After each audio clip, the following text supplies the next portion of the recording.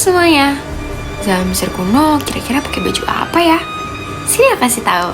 Tapi sebelum itu, kenalin dulu, nama aku Nauris Neni Azara, aku dari Prodi Pendidikan Vocational Design Fashion. Kasih tahu dulu ya sejarah awalnya gimana. Jadi busana Mesir kuno itu mulai berkembang pesat sejak akhir periode Neolitikum sekitar 5000 sebelum Masehi hingga 3100 sebelum Masehi, ditandai dengan penggunaan linen berbahan rami.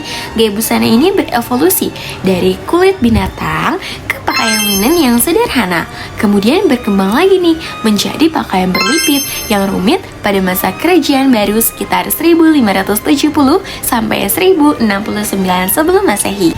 Karena iklim Mesir yang sangat panas dan kering itu memengaruhi bentuk pakaian yang digunakan oleh masyarakatnya. Karena itu, pakaian pada masa ini umumnya dibuat sederhana, ringan, dan terbuka agar nyaman dipakai di lingkungan yang panas. Nah, bahan utamanya itu menggunakan kain linen yang berasal dari tanaman rami.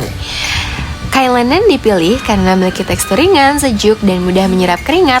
Selain linen, masyarakat Mesir juga menggunakan perhiasan dari emas, batu mulia, dan manik-manik sebagai pelengkap busana, terutama bagi kalangan bangsawan. Nah, kalau busana pria pada zaman Mesir kuno umumnya berupa kain yang dililitkan di pinggang yang biasa disebut dengan sendit. Pakaian ini mirip rok pendek yang digunakan oleh laki-laki dari berbagai kalangan. Sementara itu, wanita biasanya mengenakan gaun panjang yang biasa disebut dengan kalasiris, yaitu gaun ketat berbentuk lurus dengan tali di bahu. Perbedaan busana juga terlihat dari status sosial masyarakat. Kalangan atas seperti bangsawan, pejabat, dan keluarga kerajaan biasanya menggunakan linen yang lebih halus serta dihiasi dengan lipit, bordir, dan berbagai perhiasan mewah. Sedangkan masyarakat kalangan bawah seperti petani dan pekerja mengenakan pakaian yang lebih sederhana, seringkali hanya berupa kain polos tanpa hiasan. Selain pakaian, masyarakat Mesir kuno juga menggunakan aksesoris seperti kalung lebar, gelang, mahkota, serta wig atau rambut palsu. Aksesoris ini tidak hanya berfungsi sebagai hiasan, tetapi juga menunjukkan status sosial dan kekuasaan seseorang. Dan untuk outfit kali ini, aku terinspirasi dari gambar yang ini.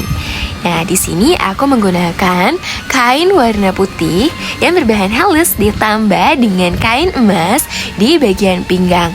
Lalu gak lupa juga aku menambahkan aksesoris pada bagian kalung, lalu di bagian kepala, anting, gelang, dan juga cincin.